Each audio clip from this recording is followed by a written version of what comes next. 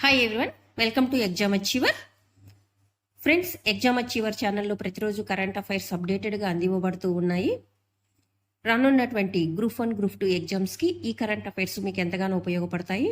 కాబట్టి నేను అందించేటువంటి కరెంట్ అఫైర్స్ మీకు రెగ్యులర్గా నోటిఫికేషన్స్గా అందాలంటే మన ఛానల్ని తప్పకుండా సబ్స్క్రైబ్ చేసుకొని చూడగలరు. ఇక ఈనాటి వీడియోలో మనం 21 డిసెంబర్ నాటి ఇంపార్టెంట్ కరెంట్ అఫైర్స్ చూద్దాము. ఫస్ట్ క్వశ్చన్: ప్రపంచంలోనే అతిపెద్ద యోగా కేంద్రాన్ని ఇటీవల ఎక్కడ నిర్మించారు? ఆన్సర్: వారణాసి. డిసెంబర్ 2023లో వారణాసిలో ప్రపంచంలోనే అతిపెద్ద యోగా కేంద్రాన్ని ప్రధాని నరేంద్ర మోదీ ప్రారంభించారు. ఈ యోగా కేంద్రానికి స్వర్వేద్వా మహామందిర్ అనేటువంటి పేరు పెట్టారు. ఈ యోగా కేంద్రంలో ఒకేసారి 20,000 మంది కూర్చొని ధ్యానం చేసుకోవచ్చు. ఈ 7 అంతస్తుల ఎత్తైన మహాదేవాలయం గోడలపైన శ్లోకాలు చెక్కబడి ఉన్నాయి. ఈ యోగా కేంద్రాన్ని గత 19 ఏళ్లుగా నిర్మిస్తూ ఉన్నారన్నమాట. 2004 సంవత్సరంలో ఈ మహామందిరం యొక్క నిర్మాణ పనులు అనేటువంటి ప్రారంభమయ్యాయి. 7 అంతస్తుల స్వర్వేద మహామందిరు 68,000 చదరపు అడుగుల విస్తీర్ణంలో నిర్మించబడింది. ఈ స్వర్వేద మహామందిరు తామర పువ్వు అంటే లోటస్ ఆకారంలో నిర్మించబడింది అన్నమాట. ఇక నెక్స్ట్ క్వశ్చన్: 2025 నుండి విమాన ప్రయాణికులపై గ్రీన్ ట్యాక్స్ ప్రవేశపెట్టేటువంటి ప్రణాళికను ఇటీవల ఏ దేశం ప్రవేశపెట్టింది? Answer: Denmark. డెన్మార్క్ 2025లో ప్రారంభమయ్యే విమాన ప్రయాణికులపైన గ్రీన్ ట్యాక్స్ ప్రవేశపెట్టేటువంటి ప్రణాళికను ప్రకటించింది. దేశం నుండి బయలుదేరేటువంటి విమాన టికెట్లకు ఈ పన్ను జోడించబడుతుంది. ప్రతి ప్రయాణికుడికి సగటున 100 క్రోనర్స్ అంటే $14 వరకు పన్ను ఉంటుంది. పన్ను పర్యావరణ అనుకూల విమానయాన పద్ధతులను ప్రోత్సహించడం మరియు ఎయిర్లైన్ పరిశ్రమ యొక్క హరిత పద్ధతులకు మారడానికి ఆర్థిక సహాయం చేయడం అనేటువంటిది లక్ష్యంగా పెట్టుకునిందనమాట. ఇక డెన్మార్క్ విషయానికి వస్తే డెన్మార్క్ యొక్క క్యాపిటల్ వచ్చేసి కోపెన్హేగన్. దీని యొక్క కరెన్సీ వచ్చేసి డానిష్ క్రోన్. డెన్మార్క్ యొక్క పిఎం చూసినట్లయితే మీటీ ఫెడ్రిక్సెన్. నెక్స్ట్ క్వశ్చన్: ఒకే ఫైరింగ్ యూనిట్ను ఉపయోగించి ఏకకాలంలో 4 వైమానిక లక్ష్యాలను ఛేదించేటువంటి సామర్థ్యాన్ని ప్రదర్శించినటువంటి మొదటి దేశం ఏది? ఆన్సర్: భారతదేశం. ఇటీవల defence research and development organisation Akash క్షిపణి వ్యవస్థను ఉపయోగించి ఏకకాలంలో 4 లక్ష్యాలను కూల్చివేసింది. ప్రపంచంలో ఈ ఘనత సాధించినటువంటి తొలి దేశంగా భారత్ అవతరించింది. 25 కిలోమీటర్ల పరిధిలోని 4 వైమానిక లక్ష్యాలను ఏకకాలంలో ఛేదించగల ఆకాశ్ క్షిపణి వ్యవస్థను సామర్థ్యాన్ని DRDO ప్రదర్శించింది. ఒకే ఫైరింగ్ యూనిట్ను ఉపయోగించి కమాండ్ గైడెన్స్ ద్వారా 25 కిలోమీటర్ల దూరంలో ఏకకాలంలో 4 లక్ష్యాలను ఛేదించే సామర్థ్యాన్ని ప్రదర్శించినటువంటి మొదటి దేశం భారత్ అయ్యింది. ఈ సామర్థ్యం అస్త్రశక్తి సైనిక వ్యాయామాలలో ప్రదర్శించబడుతుంది. ఆకాశ్ అనేది 25 కిలోమీటర్ల వరకు ప్రయోగించేటువంటి ఒక స్వల్ప శ్రేణి ఉపరితలం నుండి గగనతలానికి ప్రయోగించేటువంటి క్షిపణి. గుర్తుపెట్టుకోండి, ఆకాశ్ ఇది స్వల్ప శ్రేణికి రేంజ్కి సంబంధించింది. ఉపరితలం నుంచి గగనానికి ప్రయోగించేటువంటి క్షిపణి అన్నమాట. వైమానిక దాడుల నుండి హాని కలిగించేటువంటి ప్రాంతాలకు మరియు పాయింట్లకి రక్షించడం కోసమై దీన్ని ప్రధానంగా ఉపయోగించబడుతుంది అన్నమాట. నెక్స్ట్ క్వశ్చన్: దేశంలోని రాష్ట్ర పబ్లిక్ సర్వీస్ కమిషన్ చైర్మన్ మరియు సభ్యుల సమావేశం ఇటీవల ఏ ప్రదేశంలో జరిగింది? ఆన్సర్: ప్రయాగ్రాజ్. ఇటీవల దేశంలోని అన్ని రాష్ట్రాలకు సంబంధించినటువంటి పబ్లిక్ సర్వీస్ కమిషన్స్ అందరూ కూడా ప్రయాగ్రాజ్లో ఒక సమావేశం ఏర్పాటు చేయడం జరిగింది. దీన్ని నిర్వహించిన వారు ఎవరు అంటే ఉత్తరప్రదేశ్ పబ్లిక్ సర్వీస్ కమిషన్ ఈ సమావేశాన్ని ఏర్పాటు చేసింది. దేశంలోని 14 రాష్ట్ర పబ్లిక్ సర్వీస్ కమిషన్ చైర్మన్లు సభ్యులు ఇందులో పాల్గొన్నారు. ఈ సదస్సుకు ముఖ్య అతిథిగా అలహాబాద్ హైకోర్టు తాత్కాలిక ప్రధాన న్యాయమూర్తి అయినటువంటి మనోజ్ కుమార్ గుప్తా హాజరయ్యారు. ఈ సదస్సులో రాష్ట్ర పబ్లిక్ సర్వీస్ కమిషన్ల పనితీరును మరింత మెరుగుపరిచేందుకై చైర్మన్ మరియు సభ్యులు తమ సూచనలను అందించారన్నమాట. ఉత్తరప్రదేశ్ పబ్లిక్ సర్వీస్ కమిషన్లో అత్యాధునిక సాంకేతిక మరియు సౌకర్యాలతో కూడినటువంటి 11 అంతస్తుల భవనాన్ని నిర్మించబోతున్నారు. దీనికి వారు G11 అనేటువంటి పేరు పెట్టారు. అందులో ఓపెన్ ఎయిర్ ఆడిటోరియం కూడా నిర్మిస్తున్నారు. దీంట్లో సారనాథ్కు వ్యతిరేకంగా కమిషన్లోని 5-6 గేట్లను సిద్ధం చేస్తూ ఉన్నారన్నమాట. గుర్తుపెట్టుకోండి, ఎగ్జామ్స్లో G11 అని ఏ భవనానికి పేరు అని అంటే ఉత్తరప్రదేశ్ పబ్లిక్ సర్వీస్ కమిషన్కి ఈ G11 అనేటువంటి పేరు పెట్టారనమాట. ఇక నెక్స్ట్ క్వశ్చన్, కాశీ తమిళ సంఘం 2023ని వారణాసిలో ఎవరు ప్రారంభించారు? ఆన్సర్ ప్రధానమంత్రి నరేంద్ర మోదీ గారు ఇటీవల అంటే డిసెంబర్ 17వ తేదీన కాశీ తమిళ సంఘం 2023ని ఉత్తరప్రదేశ్లోని వారణాసిలో ప్రారంభించారు. కన్యాకుమారి వారణాసి తమిళ సంఘం రైలును కూడా ప్రధాని జెండా ఊపి ప్రారంభించారు. తిరుక్కురల్, మణిమేకలై మరియు ఇతర క్లాసిక్ తమిళ సాహిత్యం యొక్క బహుభాష మరియు బ్రెయిలీ అనువాదాలను కూడా ఈ సందర్భంగా ఆయన విడుదల చేశారు. కాశీ తమిళ సంఘం తమిళనాడు మరియు కాశీ మధ్య పురాతన సంబంధాన్ని పునరుద్ధరించడానికి మరియు తిరిగి కనుగొనడం అనేటువంటిది లక్ష్యంగా పెట్టుకున్నారనమాట. ఈ కాశీ తమిళ సంఘం యొక్క 2వ ఎడిషన్ 2023లో నిర్వహించబడుతుంది. నెక్స్ట్ క్వశ్చన్, ఇటీవల డేటా ప్రకారం దేశంలో అతిపెద్ద ఆర్థిక రాష్ట్రంగా ఏ రాష్ట్రం అవతరించింది? ఆన్సర్ మహారాష్ట్ర. పెట్టుబడి మరియు స్టాక్ మార్కెట్లపై నిఘా ఉంచేటువంటి ప్రముఖ ఆన్లైన్ బ్లాగింగ్ ప్లాట్ఫామ్ అయినటువంటి సోయిక్ ఇటీవల ఆర్థిక గణాంకాలను విడుదల చేసింది. ఈ లెక్కల ప్రకారము దేశంలోనే అతిపెద్ద ఆర్థిక వ్యవస్థ కలిగి ఉన్నటువంటి రాష్ట్రంగా మహారాష్ట్ర అవతరించింది. దేశ జీడిపిలో మహారాష్ట్ర యొక్క పర్సంటేజ్ ఎంత అంటే 15.7% ఉంది.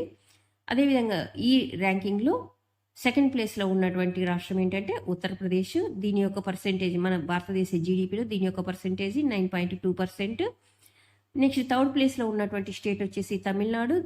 దీని పర్సంటేజ్ జీడిపిలో భారతదేశ జీడిపిలో దీని పర్సంటేజ్ 9.1% ఉండరా. ఇక ఫోర్త్ ప్లేస్లో గుజరాత్, ఫిఫ్త్ ప్లేస్లో పశ్చిమ బెంగాల్ నిలిచాయి.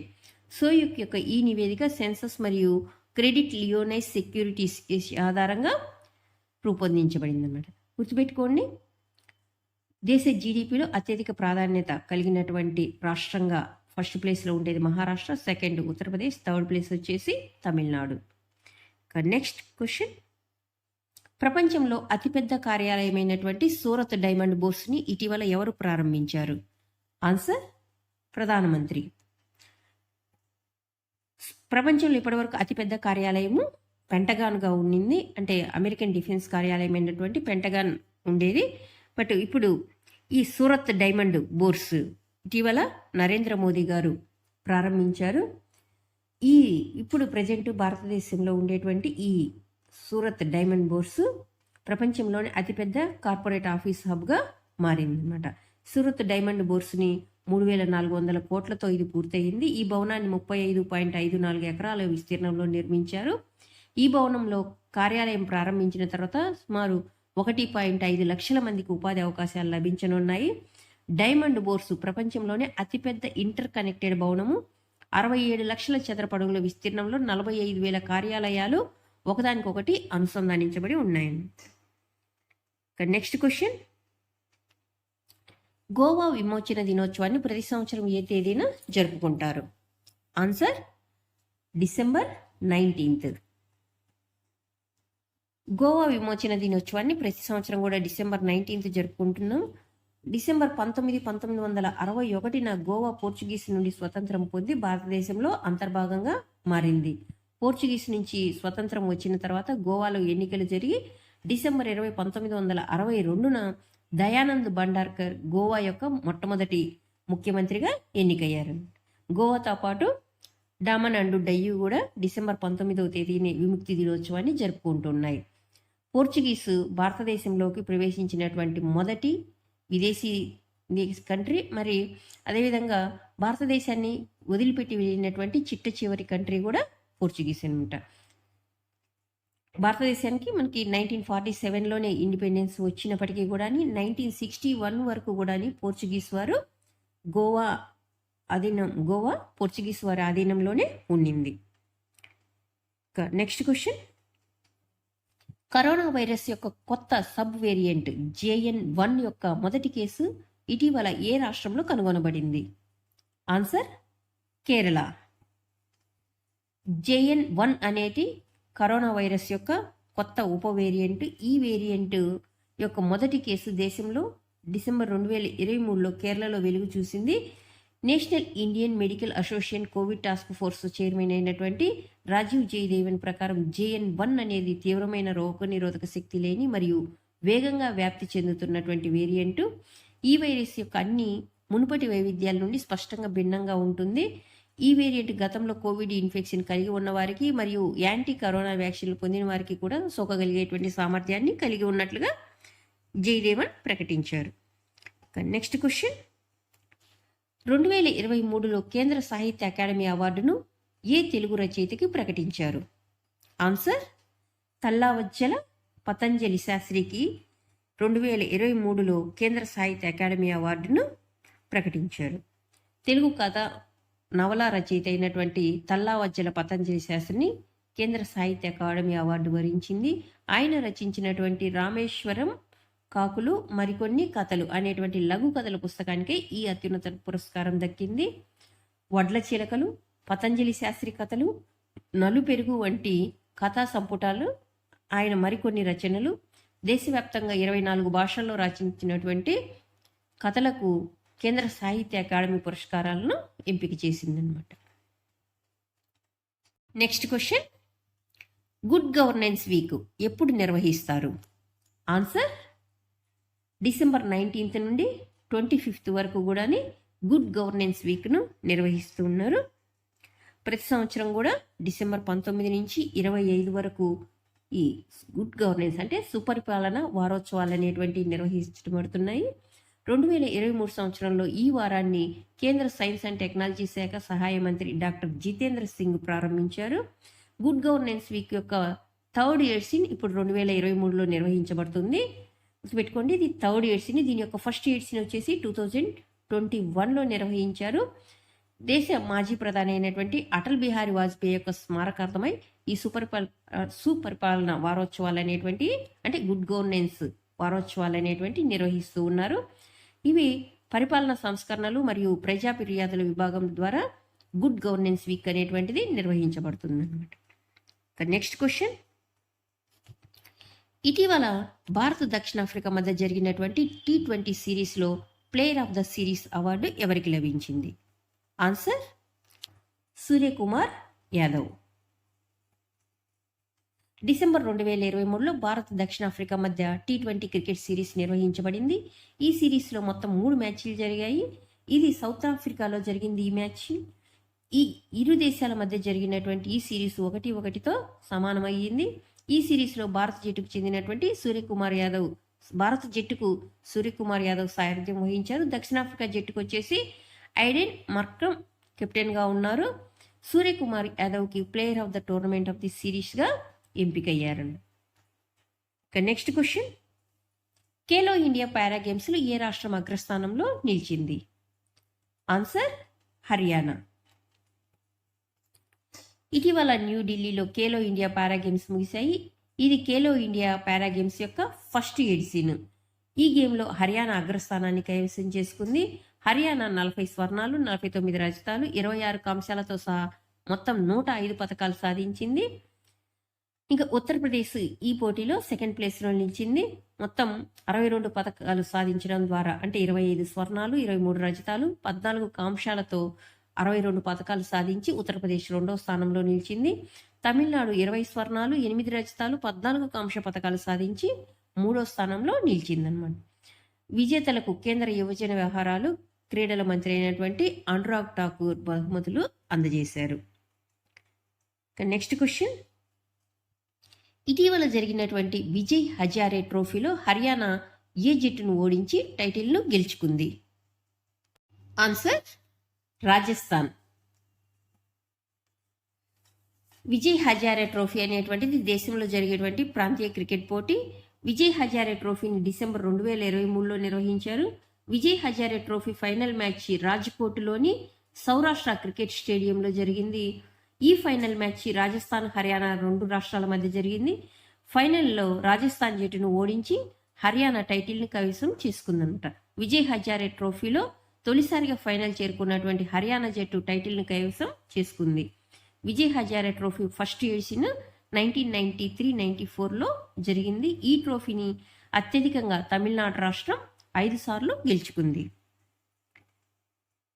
ఇక ఇవాల్టి కరెంట్ అఫైర్స్లో లాస్ట్ క్వశ్చన్.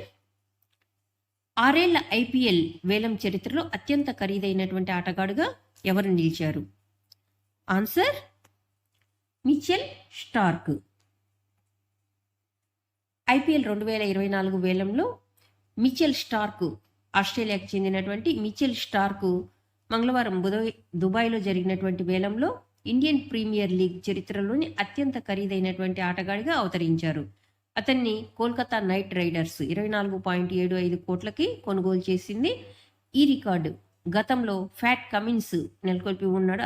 అత్యంత ఖరీదైనటువంటి ఆటగాడిగా ఆయన యొక్క రికార్డును బద్దలు కొట్టి మిచెల్ స్టార్క్ ఈ సంవత్సరం 24.75 కోట్లకి కొనుగోలు చేయడం జరిగిందన్నమాట. సో ఈ విధంగా మిచెల్ స్టార్క్ ప్రపంచంలోనే అత్యంత ఖరీదైనటువంటి ఆటగాడుగా నిలిచారు. ఇవండి వాళ్ళ current affairs. Thank you for watching. మన ఛానల్లో వచ్చేటువంటి కరెంట్ అఫైర్స్ రెగ్యులర్గా మీకు నోటిఫికేషన్స్గా రావాలంటే మన ఛానల్ని తప్పకుండా లైక్ చేయండి, షేర్ చేయండి, సబ్స్క్రైబ్ చేయండి. Thank you.